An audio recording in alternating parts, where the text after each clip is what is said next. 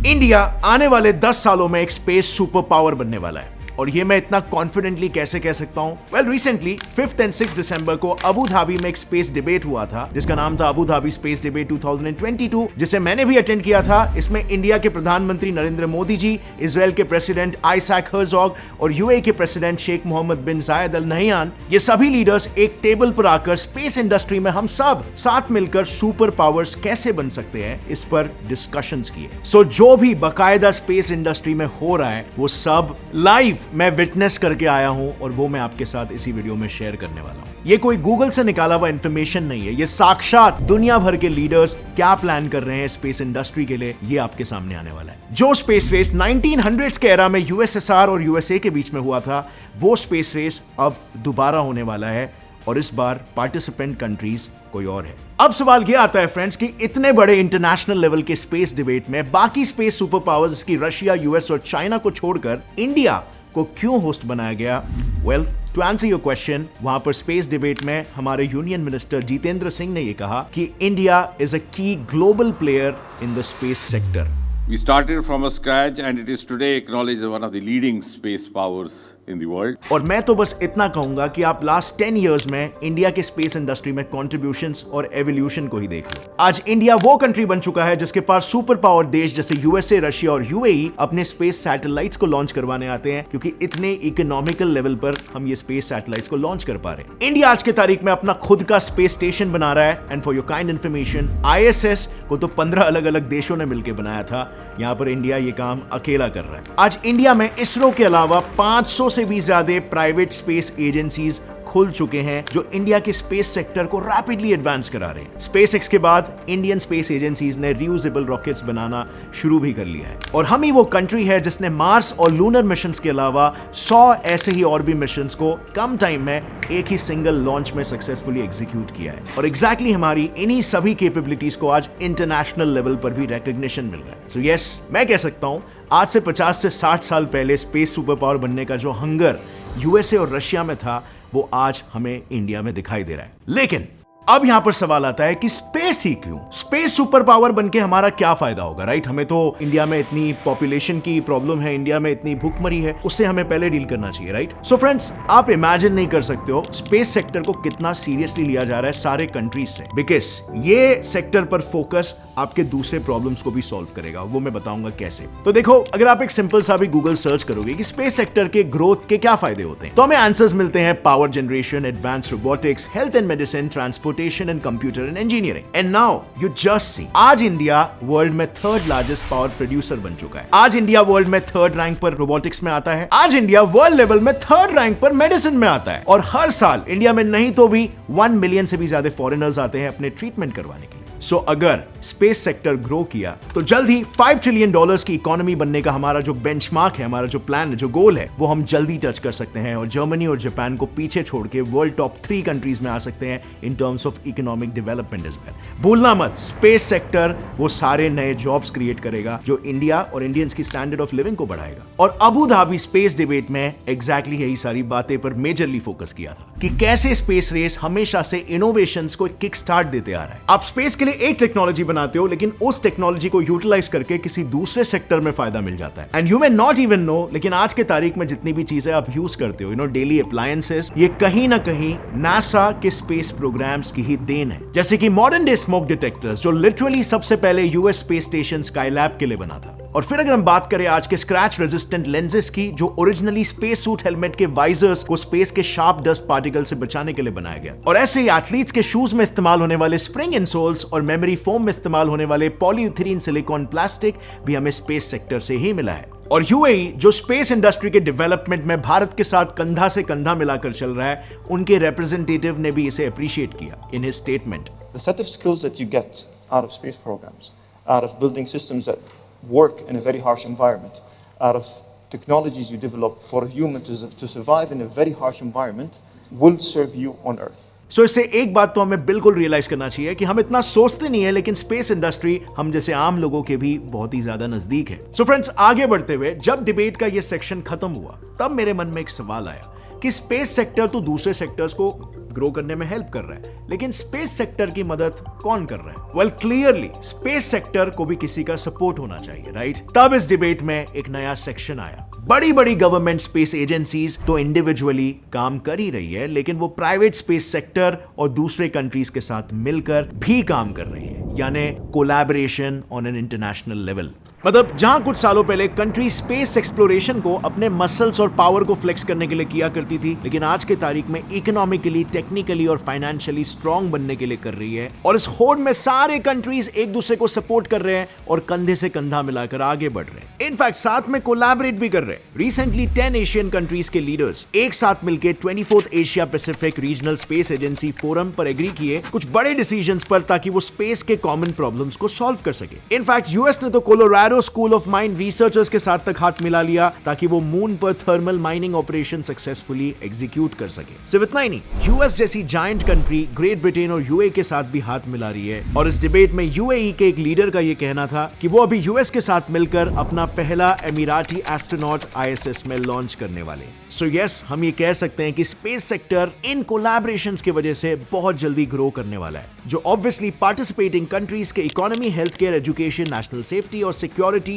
And even climate के sector में भी ग्रोथ दिखाएगा। वेल, डिबेट में Ian Christensen, director of private sector programs at Secure World Foundation, ने भी यही कहा। अब ये सभी बातें सुनकर मुझे तो ऐसा लग रहा है जैसे आज इंडिया, इजराइल और यूएई एक साथ मिलकर स्पेस का एक अलग ही नेक्सस बना रहा है। आगे जाके और कंट्रीज के भी ऐसे ही नेक्ससेस बनेंगे और स्पेस इंडस्ट्री एक पिवटल रोल प्ले करेगा जियोपॉलिटिक्स में भी। वो कंट्री के साथ सभी दूसरे कंट्रीज को रिलेशन बनाना होगा जो कंट्री स्पेस रिसर्च में रैपिड एडवांसमेंट दिखा रहा है। Space industry is gonna shape the future geopolitics of the world. इस बात को मद्देनजर रखते हुए फ्यूचर में दो किस्म के आउटकम्स निकल सकते हैं। एक तो ये हो सकता है कि द वर्ल्ड एट लार्ज, सारे कंट्रीज इन टोटल एक साथ मिलकर कोलैबोरेट कर रहे हैं, एक दूसरे की हेल्प कर रहे हैं, बिकॉज स्पेस में तो कोई सीमा ही नहीं है और सारे कंट्रीज हैप्पीली अपने अपने कंट्रीज के इकोनॉमी को ग्रो कर सकते हैं। लेकिन दूसरा आउटकम थोड़ा नेगेटिव डायरेक्शन में जा सकता है अगर यही कंट्रीज अपने अंदर के ब्यूरोक्रेसी को कंट्रोल नहीं कर पाए। ब्यूरोक्रेसी और स्पेस सेक्टर के बीच एक never ending vertical tug of war चलता रहता है। कभी स्पेस सेक्टर ब्यूरोक्रेसी को ऊपर खींचकर यूएसए और यूएसएसआर जैसे कट्टर दुश्मनों को आईएसएस पर साथ मिलकर काम करने पर मजबूर करता है, तो कभी ब्यूरोक्रेसी आईएसएस को सिविलियंस पर गिराने की धमकी देकर स्पेस सेक्टर को अपने साथ खींचकर निचले स्तर पर ला गिराता है। और यही कश्मकश इस पूरे डिबेट को सुनते वक्त मेरे दिमाग में चल रही थी, क्योंकि इस इवेंट में टोटल 77 से भी ज्यादा स्पीकर्स और 52 इंटरनेशनल स्पेस एक्सपर्ट्स के बीच जब यूएई के स्पीकर को पूछा गया कि यूएई स्पेस सेक्टर में क्यों उतर रहा है। Is it primarily about national prestige, or is it clear-headed economic advantage to have a space program in a country like UAE? तो यूएई की स्पीकर एचई उमरान शराफ का ये कहना था, And each country has their own priorities and different interests or drivers for their space program. But in the UAE's case, it's more of a tool and a mean for a bigger objective. यानी in short UAE के collaboration हम सिर्फ उन्हीं space missions में expect कर सकते हैं जहां उनका डायरेक्ट फायदा हो, अदरवाइज नहीं। Well, obviously at the level of geopolitics it's a totally fair play, लेकिन what about other altruistic purposes like advancement of humanity and development of technology. यहां पर मुझे डॉक्टर विक्रम साराभाई के वो शब्द याद आ रहे हैं जहां उन्होंने कहा था, the cooperative structure never encourages huge bureaucratic systems, for it knows that mammoth bureaucracies can not be sensitive to the needs of people. यानी ये जो कंसोर्टियम्स और ग्रुपिंग स्पेस सेक्टर को प्रोपेल करने की बात कर रहे हैं, प्रॉब्ली अपने स्लो एटीट्यूड ब्यूरोक्रेसीज को थोड़ा नहीं बहुत ज्यादा फास्ट पेस पे लाने पर वर्क करने चाहिए। बिकॉज यूजुअली स्पेस इंडस्ट्री को इतना ब्यूरोक्रेटिक बना के रखा हुआ है कि कोई भी कंपनी के पास कुछ भी एक्शन लेने के लिए फ्रीडम ही नहीं होता है। हर चीज के लिए भर भर के permissions, waiting time and lots of pain. और इससे होता यह है कि private companies and even governmental companies for that matter motivation और मोमेंटम लूज करने लगते हैं और वो इन ब्यूरोक्रेटिक सिस्टम्स की वजह से आम लोगों की प्रॉब्लम्स को सॉल्व नहीं कर पाते। And as a result advancement इस फील्ड में हमारी कैपेबिलिटीज के मुकाबले बहुत ही ज्यादा स्लो हो रहा है। और यही मुद्दा स्पेस डिबेट में भी उठाया गया था, जैसे इस प्रॉब्लम में कि स्पेस डिब्रीज को वापस पृथ्वी पर कैसे लाया जाए। और इस डिबेट में भी दूसरे डिबेटों की तरह कोई एक कॉमन कंसेंसस नहीं हासिल हो पाया। कुछ कंट्रीज कह रहे थे कि हम सबको मिलकर काम करना चाहिए एक साथ। The UAE works with everyone. We do have to work within certain constraints. तो कुछ का ये दावा था, अगर कोई कंट्री अकेले काम करना चाहता है तो उन्हें तो अलाउ होना चाहिए, इतनी ब्यूरोक्रेसीज क्यों?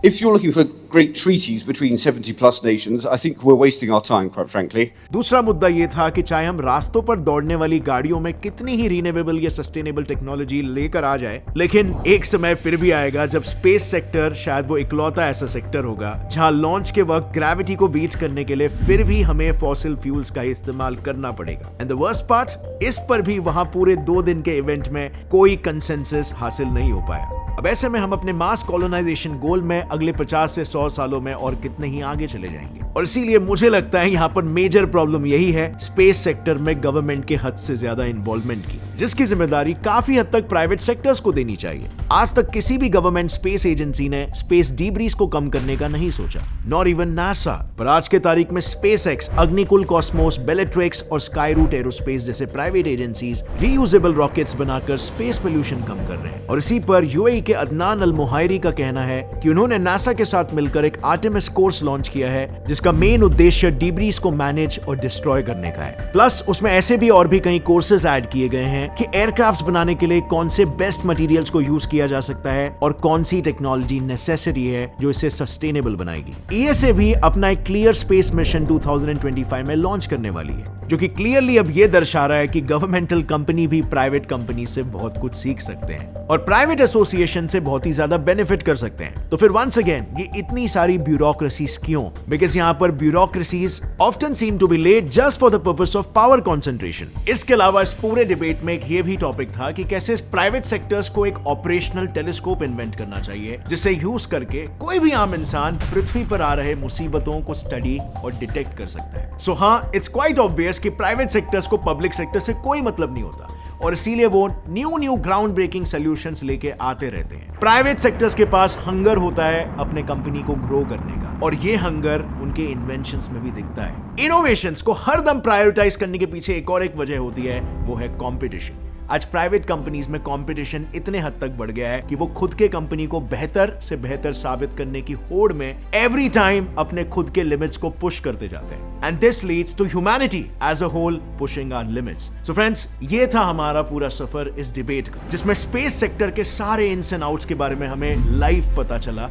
Like I was present over there और जो एटमॉस्फेयर और वाइब मुझे फर्स्ट हैंड देखने मिला, It just made me feel more passionate about this industry. इनके फ्यूचर प्लान्स आगे जाके क्या है इसके बारे में भी हमें पता चला और किस स्पीड से this sector is about to grow इसका भी एक अंदाजा लग गया है। सो अब आप मुझे बताओ ये स्पेस इंडस्ट्री के बारे में ये इनसाइट्स आपको कैसा लगा? This video is quite different from rest of the videos out there क्योंकि इस बार हमने इन्फॉर्मेशन गूगल से नहीं बल्कि लाइव लोगों से जो कि काम कर रहे हैं इस इंडस्ट्री में, उनसे हमने ये इन्फॉर्मेशन निकाली और ये आपके सामने प्रेजेंट कर रहे हैं। So this is like a great insight for you if you are interested in this sector. अगर आपको ऐसे वीडियोस पसंद आए और अगर आपको चाहिए कि मैं ऐसे वीडियोस आगे भी जाके बनाऊं तो एक लाइक जरूर हिट करना, जिससे मुझे मालूम पड़े कि ये वीडियोस आपको पसंद आ रहे हैं। और इंडिया की तरक्की को सारे इंडियंस तक पहुंचाओ, आपके जितने भी फ्रेंड्स एंड फैमिली मेंबर्स है सबको ये वीडियो शेयर करो और इससे इंडिया भर में स्पेस और साइंस की अवेयरनेस नेक्स्ट लेवल तक पहुंचेगी, जो कि नीड ऑफ द आवर है। और हाँ, फाइनली अगर आपको ऐसे वीडियोस को आगे भी देखते रहना है तो अभी सब्सक्राइब कर लो get set fly science channel को और बेल नोटिफिकेशन ऑन कर लो ताकि आपका नॉलेज हमेशा अपडेटेड रह सके। As always friends, stay curious, keep learning and keep growing. Jai Hind.